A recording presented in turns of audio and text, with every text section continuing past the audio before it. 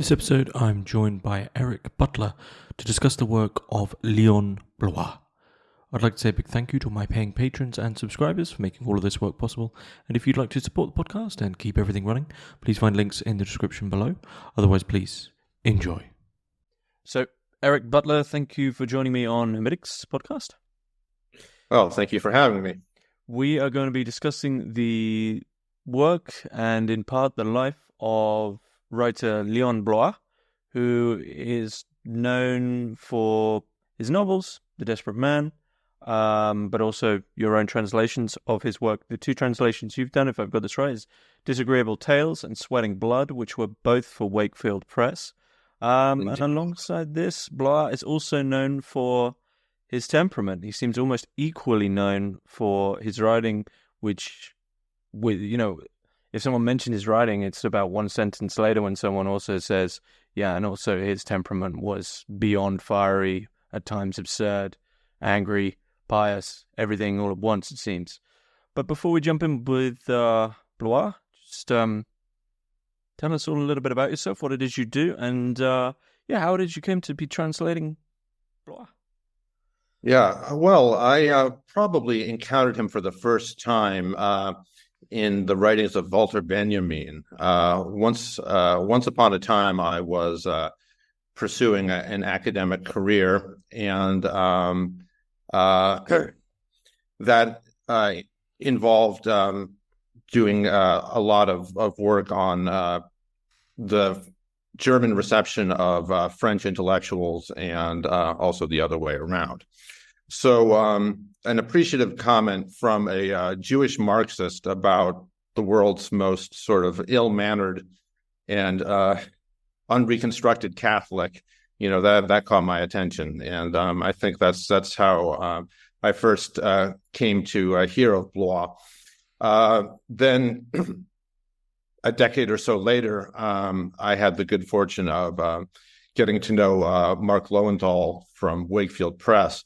And we batted around any number of ideas, not the least of which was to do with the Histoire désobligeante, or Disagreeable Tales by Bloy, which is the first volume that I translated. Mm. What was the experience like spending so much time with Bloy? Well, he sort of rubs off on you. When you were saying earlier that anyone who comments on him, on his writings, is going to quickly turn to his person and talk about what a incendiary individual he was. That is really evident when you take up any single page of his prose. I mean, he just oozes character and conviction and more, probably, brimstone and hellfire too. Because he does like to ally himself with a wrathful deity who gets to punish the sinners of this world. So I found it a great thrill to translate him just because he was so anachronistic, I think. He seemed so out of step with the times, I mean, in relative terms. He, of course, had any number of contemporaries who shared his sensibilities to some extent, but the fact that he really marched to a drum that only he and the angels could hear made spending the time with him a great joy, because it was sort of otherworldly. This does bring me to my first question. This is from a piece literally called Angelic Monster by Bentley Hart for First Things, I believe it is. And this is how David Bentley Hart describes Léon Bloy. Because I think Bloy, as we mentioned before we start recording, Bloy was cited in one of the Pope's speeches. I can't remember when this was. But the quote, to paraphrase it again, if I'm remembering this right, was, if you don't worship God, then you worship the devil. And this sense of, in a way, binary worship of either you are aligned with Bloy's own sort of hyper-pious, I'm absolutely correct, rich people suck, well, they're more than suck, or you are, with the material and the world and the devil. There is no lukewarm, there is no in-between. And this was the the quote that the Pope cited. And so Angelic Monster, I think, maybe points to that sort of, you either are or aren't. And Yeah. No, I think so. And then also, I mean, the thing is, we have some rather sanitized conceptions of what angels are, and sort of white flowing robes with this kind of, well done hair and harps and so forth. The biblical angels are objects of real fear. I mean, whenever they appear to someone, the first thing they say is, don't be afraid, in effect, because they are not of this world. And just as the deity is not of this world, God is not a nice, clean old man, to quote Samuel Beckett, or to paraphrase him, probably. But this fearsome, unknowable, terrible power that is capable of great acts of mercy and kindness, but whose ultimate intentions, are unfathomable. So an angelic monster kind of sums up the monstrous aspect of angels in an archaic sense. So in this way, I mean, as Blois, I'm sure we'll get to his sort of conversion story because it's a little bit strange, but in the sense that he is a Christian, in the sense that Christianity is then developed with the New Testament, is he sort of a Christian that just does not want to forget, the God of the Old Testament? Oh yeah, it's certainly one and the same. And when he's reading the Gospels, he'll quote Matthew. I don't think that I come in peace; I come bearing a sword. And he's or the Apocalypse. It's very much the New Testament that as he reads it, is very much in line with the Old Testament. And he has no room, as you point out, for and this is again a biblical quote, for the lukewarm, whom he spits out. So this conversion is when he's young, and I couldn't find so much about his biography with regards to his youth prior to his conversion to Catholicism, but all I could find was that prior to his conversion to Catholicism, he was as vehemently anti-Catholic, and then he meets Barbey d'Aurevilly, the author of Les Diaboliques, and who, just from what I could gather, it appears, just from what I could read, a fairly sort of swift and potent conversion. Well, I think so, because Barbey was an extremely charismatic figure, and he was also a good deal older than Blois, and he kind of had, in a sense, what he could offer him was this kind of complete package of life, like a whole existential outlook that would take the place of the kind of the discontent that he'd been feeling as a young man, where he was sort of torn in different directions, including towards forms of socialism.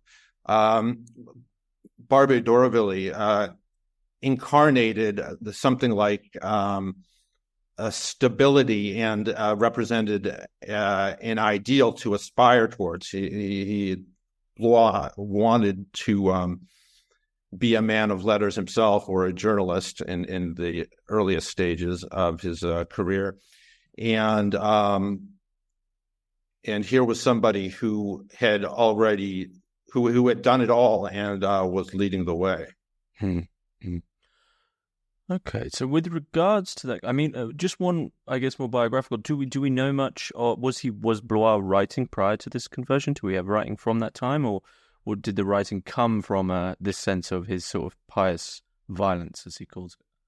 Well, let's see. The first thing he did when he got to Paris was he was employed as an illustrator, because he was a very talented visual artist, and he had his father had found a job for him at the railway, in the railway system, as and he was doing illustrations, I guess, for engineers there. But he only began writing. The story goes after meeting Barbie. The story goes that, in fact, he was so destitute that he was wheeling out complete works of Voltaire to sell at a used bookstore when he happened upon it. And so he saw this singular figure in this kind of outfit. Barbie also would dress in this incredible attire, like with these, frocks and headgear and capes and all manner of stuff.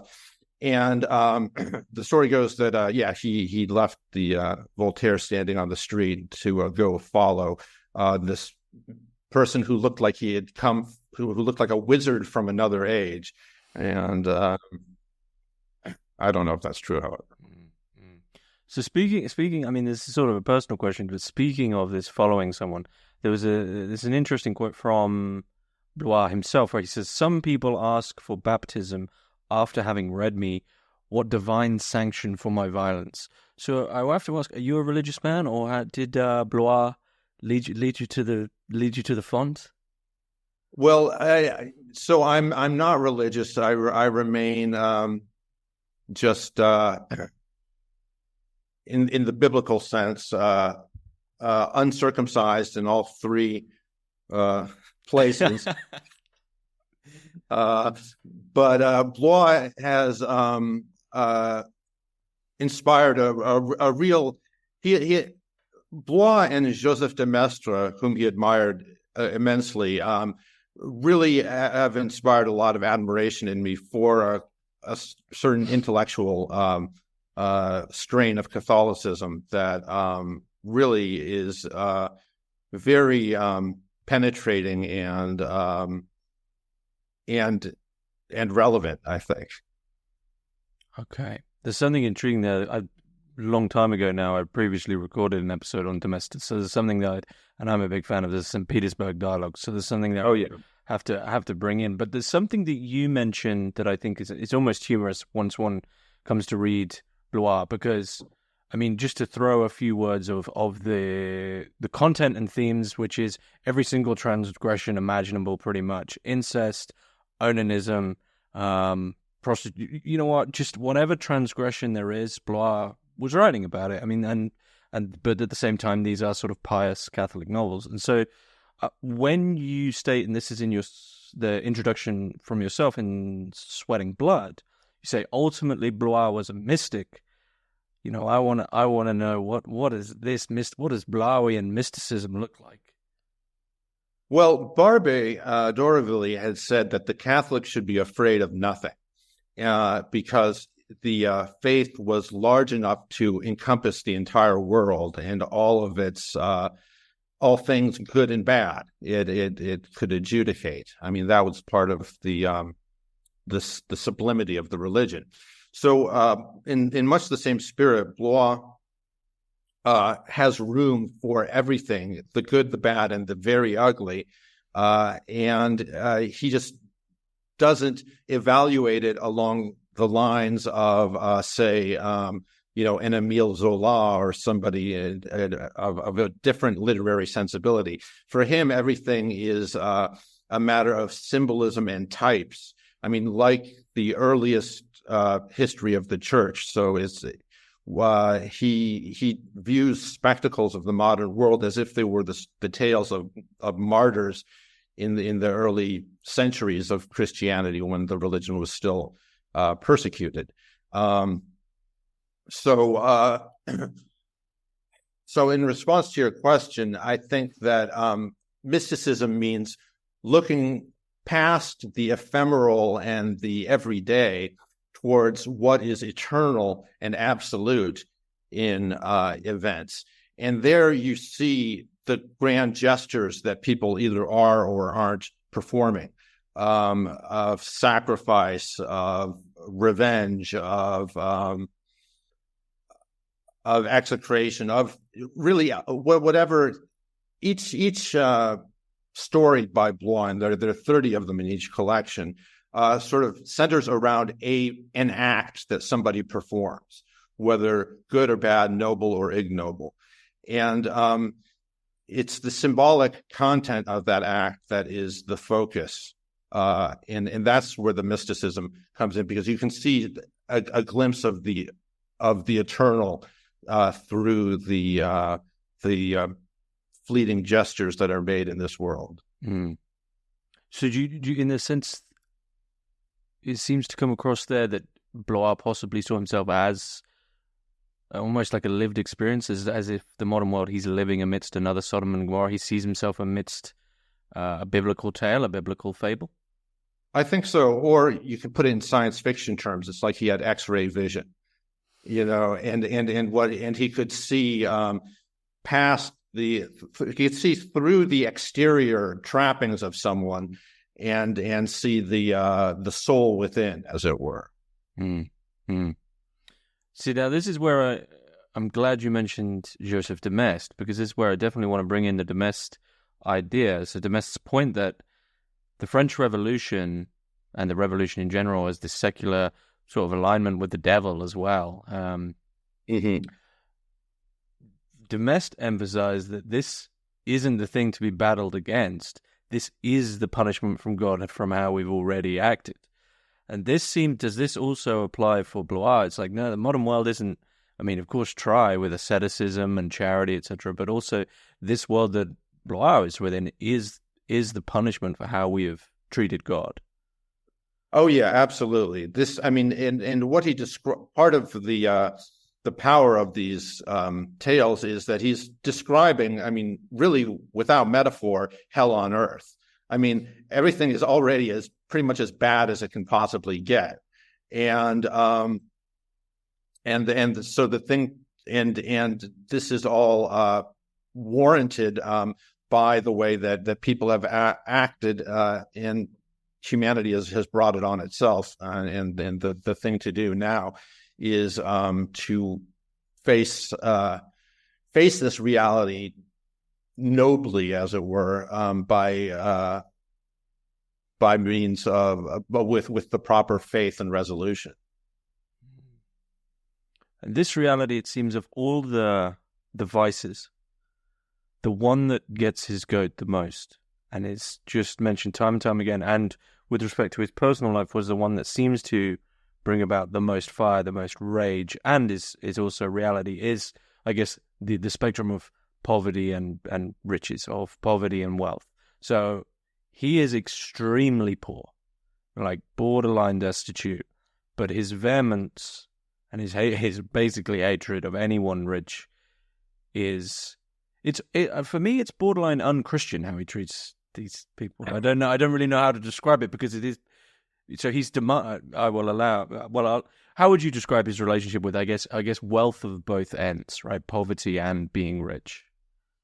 Well, one of the nicknames that he went by, of course, as I'm sure you know, was the ungrateful beggar.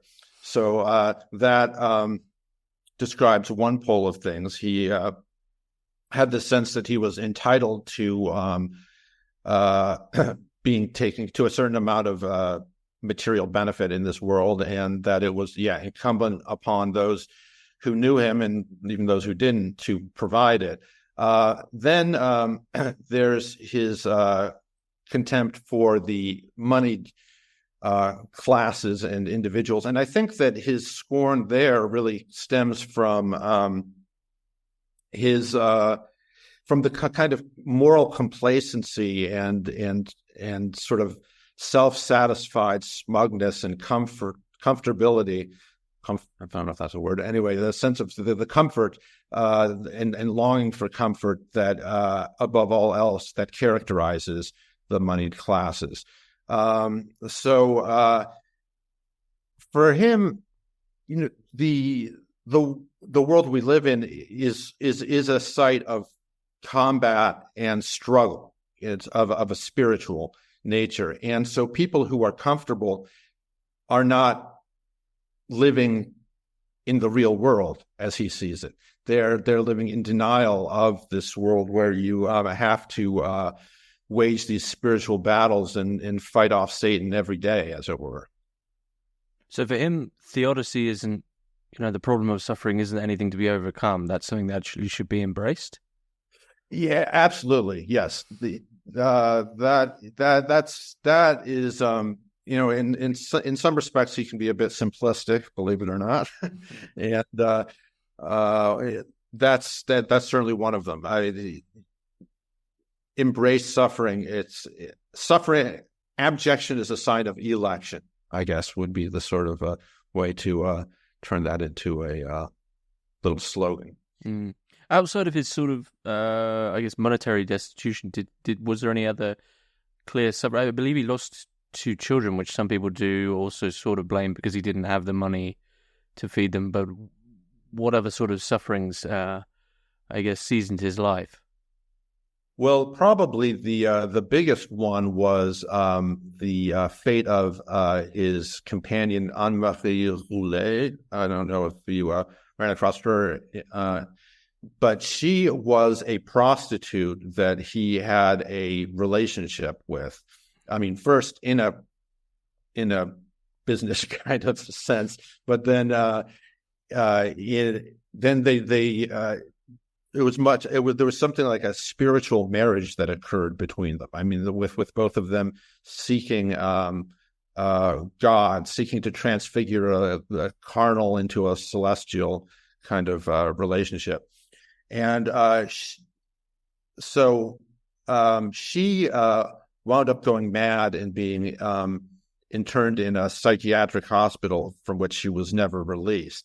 And this is a relationship that went on for years. So that and that happened. That started, I think, when Bloy was probably about 30. So that would have preceded a lot of what you mentioned. I mean, the utter destitution of his later life and the death of his children, because he'd never married this woman, but she was something like but she was in his life for many years, and it was an intense relationship in its own terms, and then as I said, she went mad. Was he ever called out for being a hypocrite? Well, I don't think that. So I don't know if this was really hypocritical, because he sees the world as a very dirty place where things are all, and there's all kinds of flowers growing. It's like Baudelaire's flowers of evil, or except in Bloy's case, they'd be flowers of good. I mean, there is this kind of urban wasteland, or there's this modern wasteland that we inhabit, that is where everything is in ruin and is in disrepair and murk and muck. But there is life, and there is even beauty that springs up in the cracks of things. And so what Bloy was doing in this relationship, I think, was he was trying to cultivate this kind of very frail little thing that had sprouted, in the wasteland, and turn it into a healthy, thriving plant, as it were. This isn't to say that he was trying to, save, to redeem the prostitute or anything.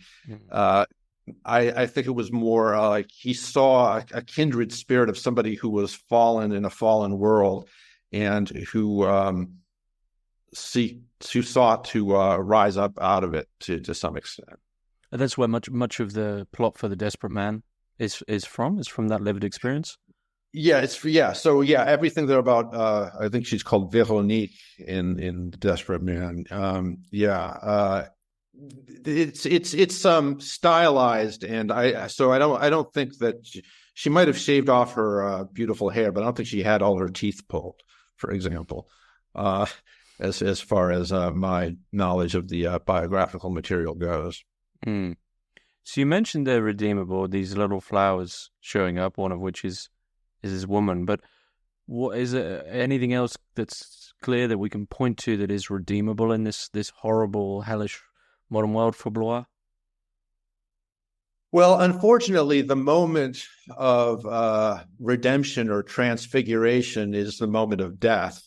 It seems so. In Sweating Blood, there's a story about this little girl named Solange. I can't remember the name of the the tail off of the top of my head, but she's got a sort of half-wit brother who rushes to her defense. Well, anyway, sorry, I'm trying to look it up right now, but it's the creditors of the state, if memory serves. So that's the town. It's a story about a town that's full of these smug, self-satisfied bourgeois folks who, for their own comfort, collaborate with the German occupiers. And there's just one person or maybe two people who don't go along with this. And one is this young girl, and one of them is this young girl. And then, to the extent that he's cognizant of anything that's going on, her sort of mentally challenged brother. And needless to say, everything ends very badly for both of them. But that is one example of something redeemable in this world. I mean, but it's again, it culminates in the death of these figures of innocence.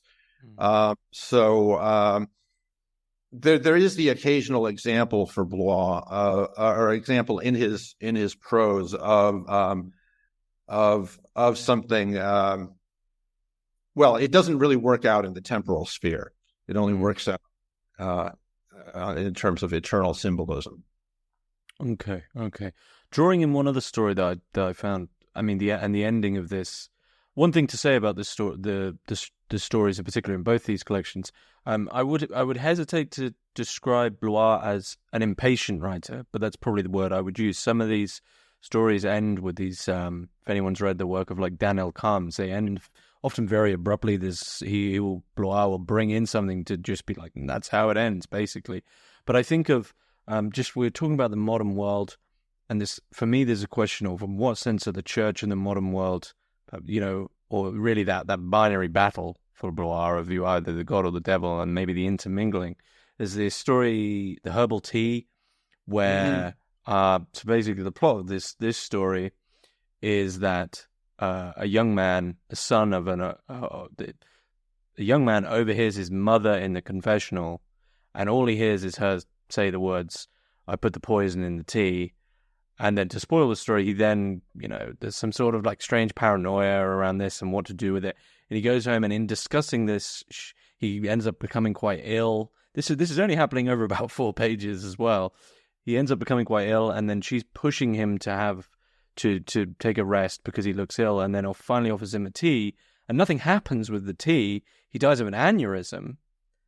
And there's this whole sort of strange feeling of who was like trying to win. And this story for me was this encapsulation of Bloy as almost something had gotten in the church, and the whole point of confession or any of this, or God had been thrown out with this weird sort of being caught up with your own individual modern existence. I don't know how you feel about that, but has something happened to the church for Bloy? Oh yeah, well, the church had made peace with the modern world as he saw it. So he's got this late collection of essays on his contemporaries called "Pillars of the Church" or "Columns of the Church," and there he basically takes to task all of these people like who had been his friends, like Huysmans, for making peace with a church that was itself too conciliatory with a world whose injustices simply couldn't be accepted. So Bloy was really at the margins of Catholicism, and it sort of mistook the being at the margin often for being a front and center, it seems. Did he ever have a clear plan as to what the church should be doing, what Christians should be doing? Well, so within Catholicism, I think there was a sort of an alternative tradition that, or there's any number of, within any large organization or movement, there are always different currents. And in Catholicism, the current that Bloy was a part of it's not only that of Barbé d'Aurevilly and Joseph de Maistre, but it also included the Marian apparition at La Salette. So that was the year of Bloy's birth. Two peasant children encountered a beautiful lady crying at La Salette in France. And this was Mary, who was, just mourning the state of the world and also angry at it. And this kind of incarnation of Mary, as it were, this apparition of Mary, is in real contrast to other apparitions of Mary. I mean, it's sorrowful, it's vengeful, it's at odds with the world. It's not Mary as the indulgent, merciful mother. It's Mary as more of an accuser and someone who indicts this world. So Bloy belongs to this, to a tradition within Catholicism that was not ascendant in his own day, I suppose is the way to put it. How did you feel about Protestantism and I guess many of the changes he would have seen in his lifetime that really were going into high gear? What I guess that was just a work of the devil. Yeah, well, he's got a few digs in both of these collections against Protestants. But it almost goes without saying that anything that they do is just the work of a bunch of at very best deluded schismatics who are getting off easy, if you just call them that. Outside of sort of stating that the church had been too easy on the modern world, did he ever, and he has these problems with Protestants for obvious reasons. Did he have any inter-Catholic problems with maybe the popes or anything?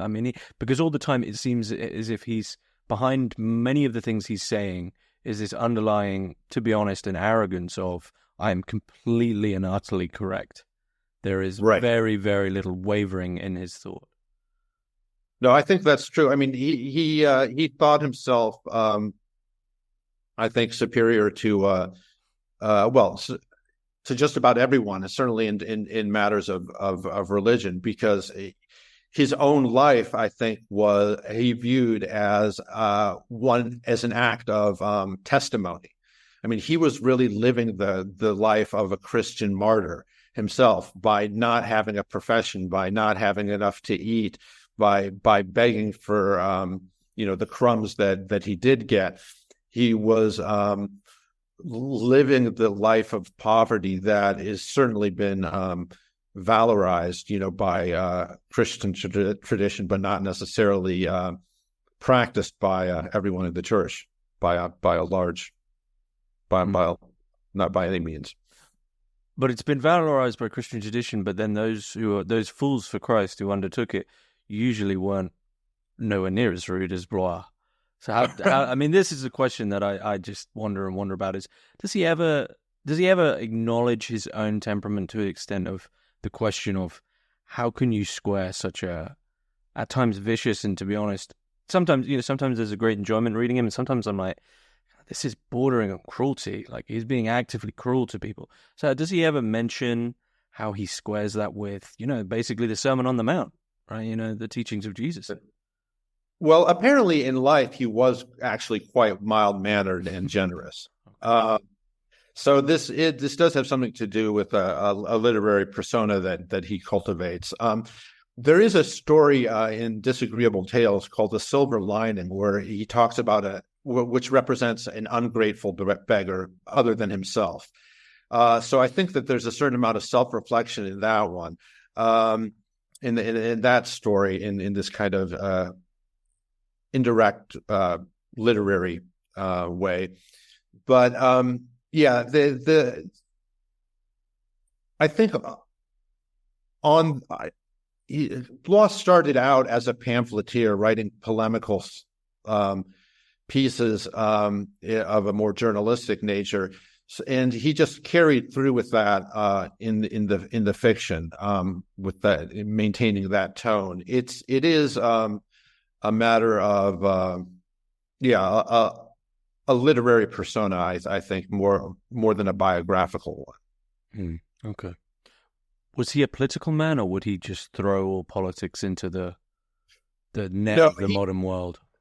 I mean, basically, the universe and the divine plans for it are a complete mystery, as in his eyes. And anything, and politics is all about what you can do in the temporal world. It's and he wasn't interested in it. He was interested in the temporal world only insofar as he could peel it away and catch some glimpse of the eternal behind it. So politics, no. And a case in point would be the scene that he pictures in Sweat and Blood, where the peace with Bismarck is being negotiated. And he's I can't remember the details, but it's something to the effect of, since we can prove nothing anyway, since this is veiled in mystery, since there are these secrets of state that no one will talk about, I just like to think, would like to suggest that the meeting between Bismarck and his French counterpart took place like this. And then he launches into this story that's every bit as fantastic as his other ones. No politics for Blois. How would you describe his style? I would describe it as very Latin, one in the sense of very economical in the prose, like Latin sentences with in a very ornate, for want of a better word, vocabulary. I mean, he finds real jewels and gems to insert into his sentences. But above all, it's economical. And then he combines this kind of extreme craftsmanship with a really remarkable amount of just raw visceral energy. Like the neat thing about his writing is how crafted it is, combined with just how off the cuff it seems. He seems to be really just kind of spraying the room with machine gun fire. But in point of fact, he's actually taking aim with every bullet. I would describe him as somebody who seems deceptively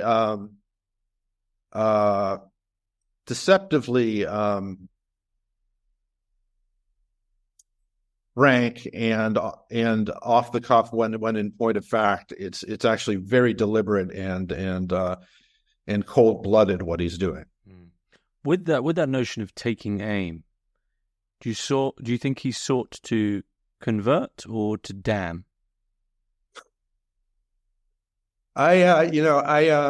Well, this gets back to the question of Blois' effect on me and my religious sensibility a bit. I think the closest I've ever come to some kind of conversion would be reading Blois, because it's so much fun. It's so much fun to, and I know that's not the right word to use in a theological context, probably, but it's incredibly diverting to be flying on a monstrous angel's wings as it's like sort of carpet bombing the modern world. I mean, the idea that you could take that kind of indignation, which otherwise I would associate with someone of like a nihilistic sensibility, and actually ally that with God and religion is remarkable. Yeah. That's interesting actually to think about, because such people who would, with probably the same energy as Blois, shout on the streets for people to repent. I mean, those kind of people, everyone just wants to get away from. It's just unfathomably boring very, very quickly. There's not any substance to it. And yet with Blois, you just want to stay with it. Why do you think that? Does he ask us to repent, do you think? Or is it more just, here it is, you can do with it what you want as the reader? Yeah, you know what? I mean, no, that's an excellent point. He's not very moralizing, oddly enough, because he's an executioner. So the judgment has already been passed. He's simply, carrying out the sentence. Yeah, I don't think that he particularly wants anyone to repent. I mean, I shouldn't invoke anything, distastefully Calvinist like this, but I mean, it's almost like, everything is predestined. It's like they're the people he almost inhabits a world where there are people who are, you're saved or you're not. And if you are saved, then you can enjoy these kinds of, these excursions, these vampiric excursions, as he calls them. But if you're not, then too bad for you. Mm-hmm. So we mentioned at the start that his name is now starting to crop up a bit more with the Pope, with Bentley Hart, and in other sort of what Spengler would call the second religiosity, this sort of new rise of, because Blois is definitely a traditional, capital T, traditional Catholic in that sense, along with de Maistre. Where are we seeing? Is it where does immediately? So is it 1911 or 1917? He dies. Yes. Yeah. So is he picked up, carried forward? As a figure, or is there a resurgence? And also, where do we see his influence today? Well, two of the biggest readers of Blois and the biggest celebrants of him were, remarkably enough, Ernst Jünger and Carl Schmitt in Germany. And Jünger was a fascist, but not a Nazi, as the U.S. intelligence files on him put it, compiled by U.S. forces. Schmitt himself was a Nazi, and they were both Germans and therefore members of the people that Blois execrated like nobody else in Sweat and Blood. So it was quite interesting to see, and moreover, Blois has been sort of classified as a right, as he's just normally placed on the right, but he's essentially apolitical. Someone like Schmitt was anything but apolitical. So that is a surprising bit of his reception that sort of merits a study in its own right. So that's one outgrowth. But in France, Georges Bernanos, the under the son of Satan, was actually embraced a life much like Blois to a certain extent. The renunciation of worldly possessions and choosing to live in poverty. The most interesting example I can think of in terms of recent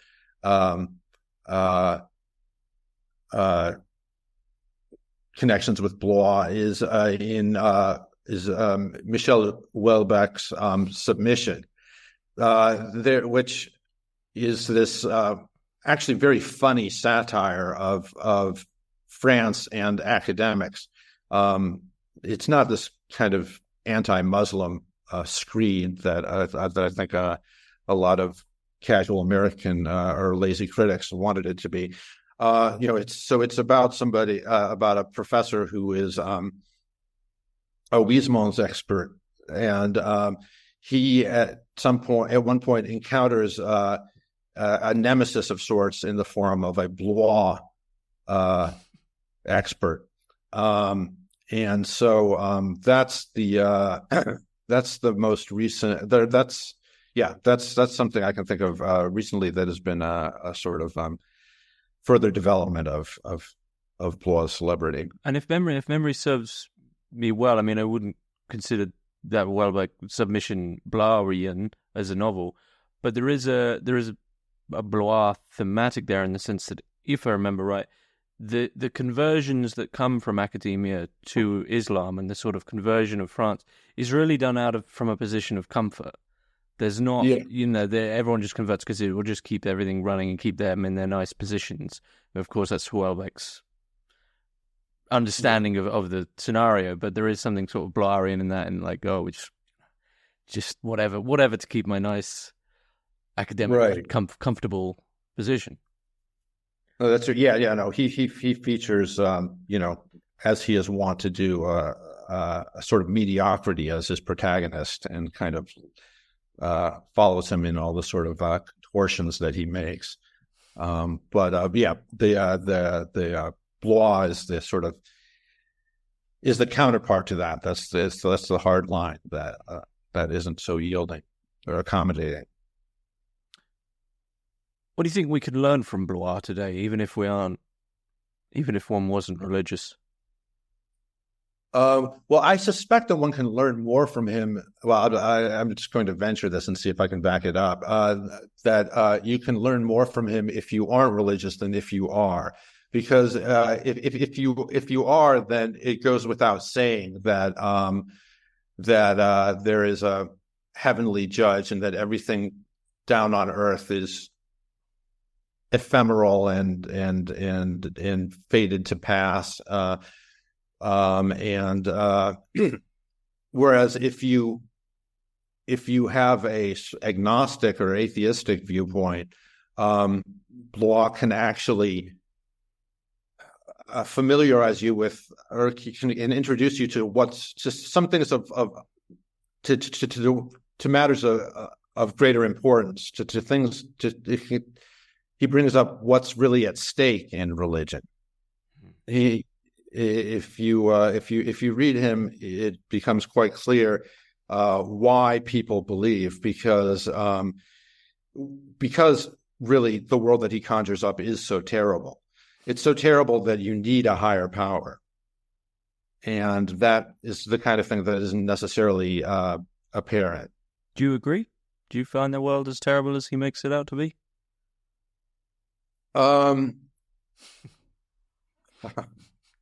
Depends where you live. I suspect it is. I suspect it is if I take a sort of but that requires adopting a very different viewpoint from my relatively comfortable position.